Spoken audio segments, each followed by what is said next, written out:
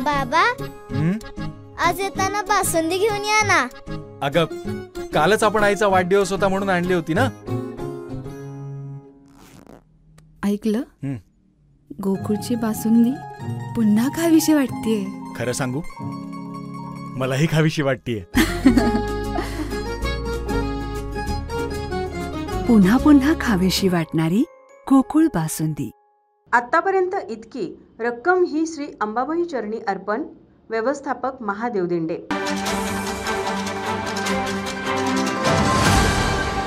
साडेतीन शक्तिपीठांपैकी एक असलेल्या करवीर निवासिनी श्री अंबाबाई मंदिरात शारदीय नवरात्र उत्सवाच्या पार्श्वभूमीवर तयारी सुरू झाली आहे.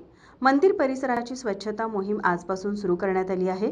तसेच मंदिरात आई अंबाबाईच्या चरणी भक्तांनी अर्पण केलेल्या पैशाच्या दानपेट्यांची मोजणीही सुरू आहे. देवस्थान समितीमार्फत दर 3 महिन्यांनी या दानपेट्यांची मोजणी केली जाते. नवरात्र उत्सव जवळ आल्याने ही प्रक्रिया लवकर पूर्ण करण्यासाठी कर्मचारी आणि सुरक्षा रक्षकांच्या देखरेखीखाली मोजणीचं काम युद्धपातळीवर सुरू आहे. याबाबतची अधिक माहिती देताना व्यवस्थापक महादेव दिंडे म्हणाले, नवरात्राच्या पार्श्वभूमीवर आपण मंदिर स्वच्छतेपूर्वी दरवर्षी दानपेटीची मोजदाद करतो. त्यानुसार आपण मंदिराला आजपासून स्वच्छतेला प्रामुख्याने सुरुवात झालेली आहे.